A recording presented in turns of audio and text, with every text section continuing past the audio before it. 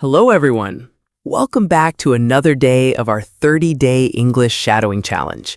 We are so happy that you are here with us today. Whether you're listening at home, walking outside, relaxing after work, or studying before bed, thank you for making English a part of your daily routine. Every single day you spend listening, repeating, and practicing brings you one step closer to speaking English with more confidence. Don't worry about making mistakes.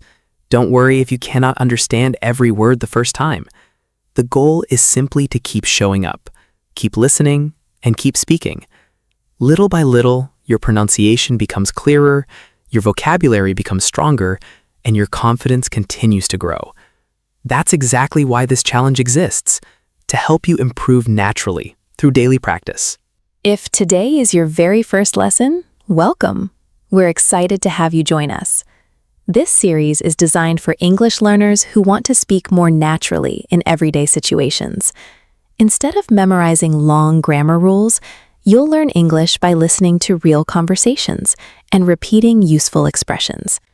This learning method is called shadowing. Shadowing means listening carefully to a native speaker and repeating immediately after them. Try to copy the pronunciation, the rhythm, the stress, and even the emotion in each sentence. It may feel difficult at first, but don't give up.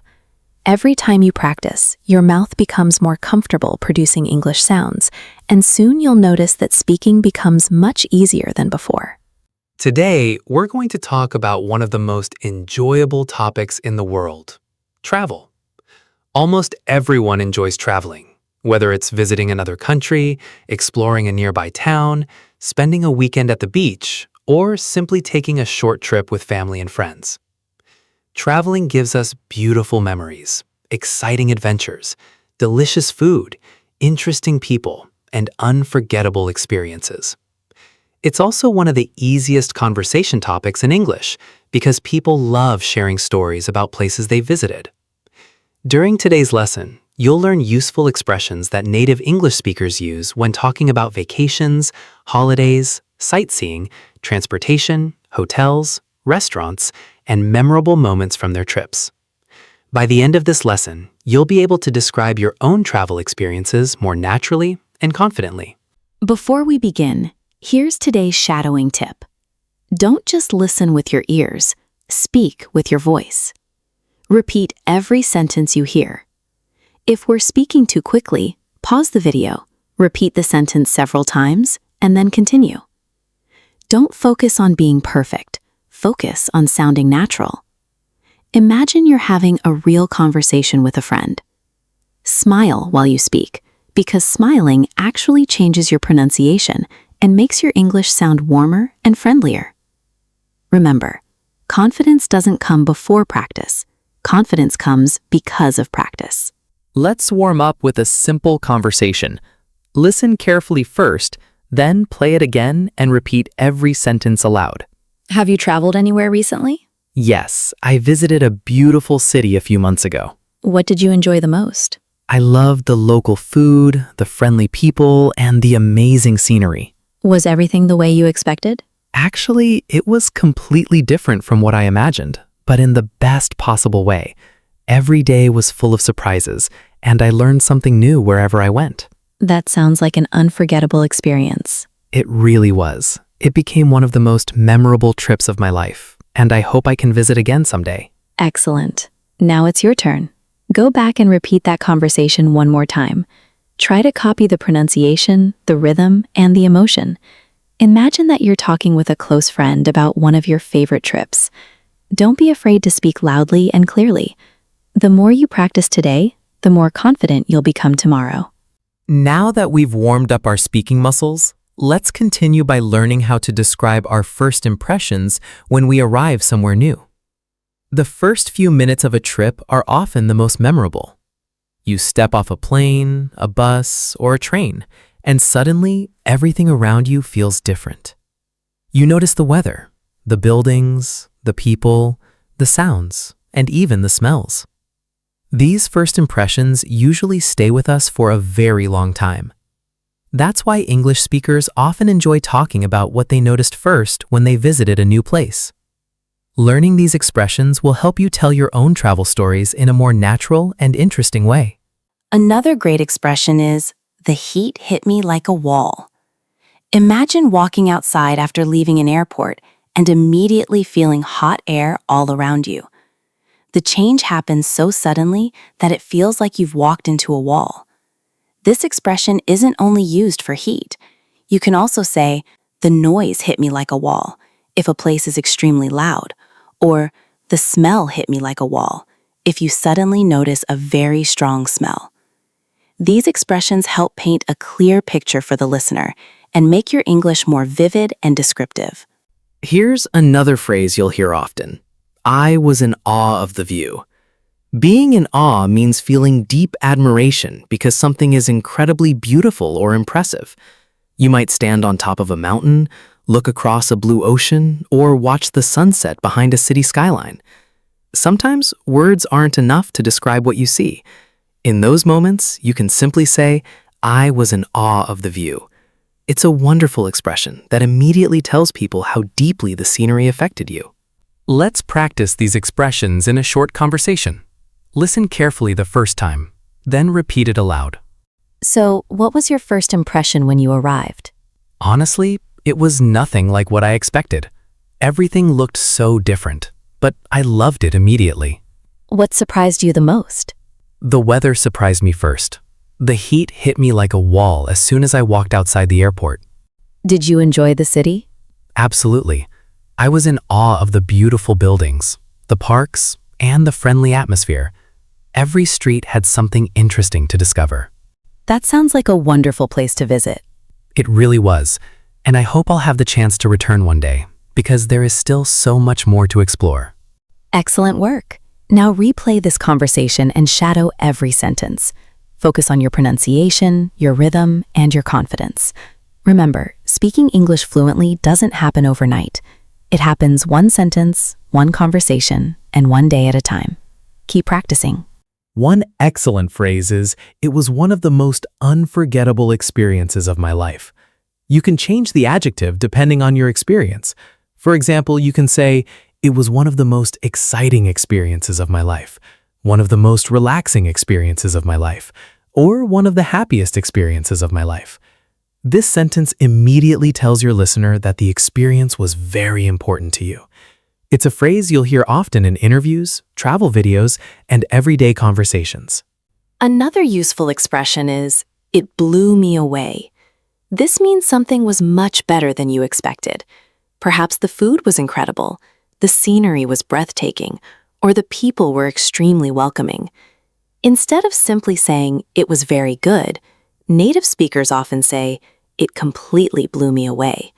It's a stronger and more exciting way to describe something amazing. You can use it for restaurants, museums, beaches, mountains, festivals, concerts, or almost anything that leaves a strong impression. Sometimes traveling also brings mixed emotions. Before visiting a new place, you might feel both nervous and excited.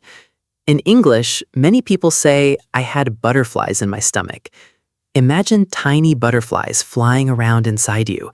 That's exactly how nervous excitement can feel.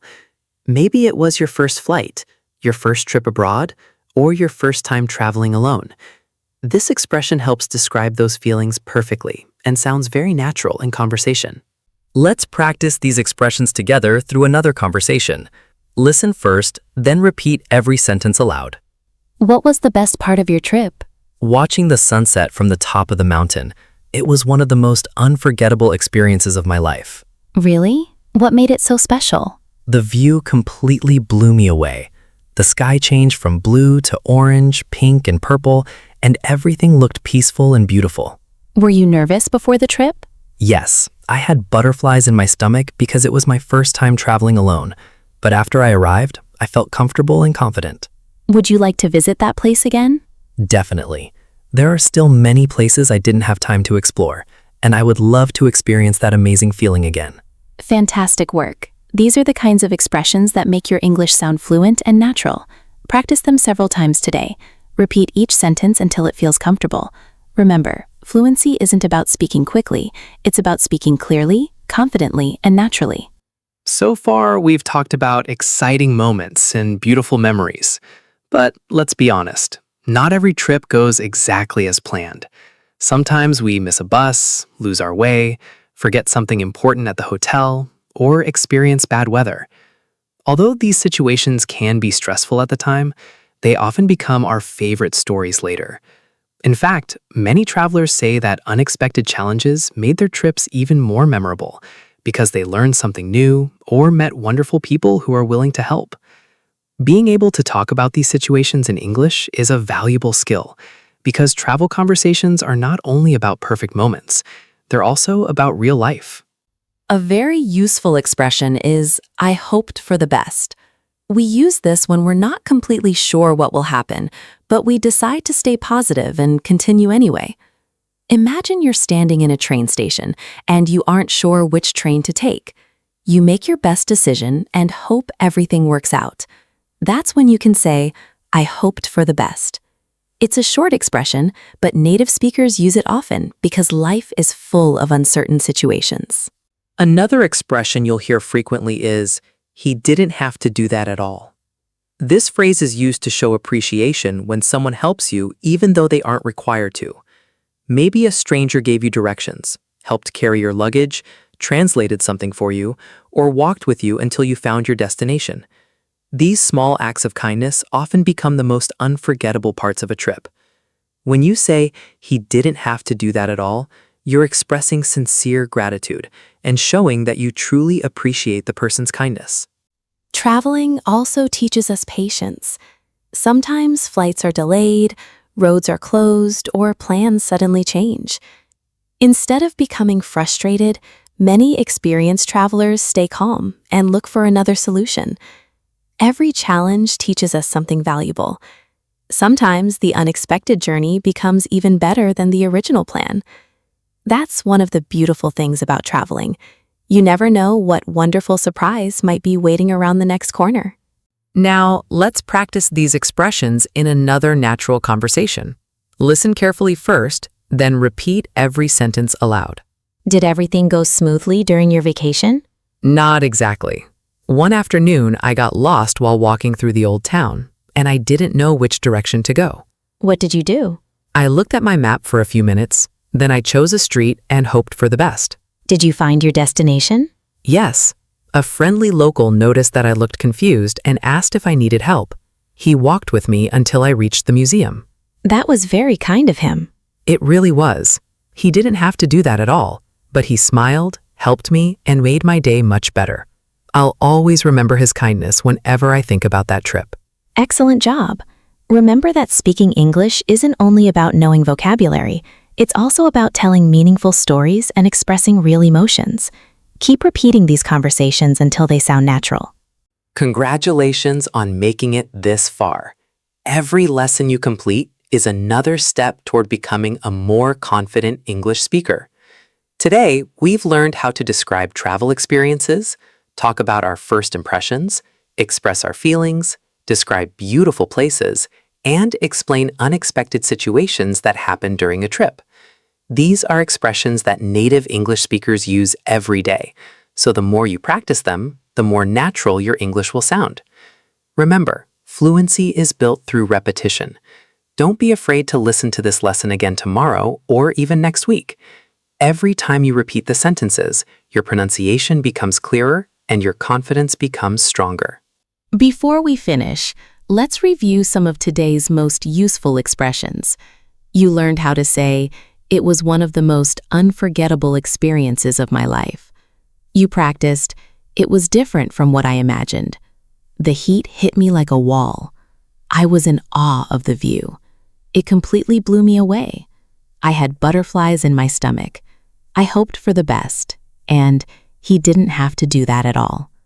These expressions will help you tell richer, more interesting travel stories instead of using only simple words like good or nice. Keep using them in your daily English practice until they become part of your natural vocabulary. Let's finish today's lesson with one final conversation. Listen carefully the first time, then play it again and shadow every sentence. If you could visit any country in the world, where would you go? I would love to visit New Zealand. because I've heard the scenery is absolutely beautiful. What do you think you'll enjoy the most? I think the mountains, the lakes, and the peaceful nature will completely blow me away. I've seen many photos, but I'm sure the real experience will be even better. Will you be nervous before your trip? Probably a little. I'll have butterflies in my stomach because it will be my first time visiting such a distant country, but I'm also very excited to experience a new culture. What do you hope to bring back from your trip? I hope to bring back wonderful memories, new friendships, beautiful photographs, and more confidence in speaking English with people from around the world. That's a wonderful goal. I hope your dream becomes reality someday. Before you leave today's lesson, we have a small speaking challenge for you. Think about your favorite trip. It doesn't matter if it was a vacation abroad, a visit to another city, a family picnic, or even a place you dream of visiting one day. Spend 1 or 2 minutes speaking in English about that experience. Try to use at least 3 expressions you learned today. Don't worry if you make mistakes. The important thing is to keep speaking. Every sentence you practice brings you closer to fluency. Thank you so much for joining us for Day 18 of our 30-Day English Shadowing Challenge. We hope you enjoyed today's lesson and learned many useful expressions that you can use in real conversations. If this lesson helped you, don't forget to like the video, share it with a friend who's learning English, and subscribe so you won't miss Day 19. Keep practicing every day, keep believing in yourself, and remember that every great English speaker started exactly where you are today. We can't wait to see you in the next lesson. Until then, take care, keep smiling, and happy shadowing. Goodbye.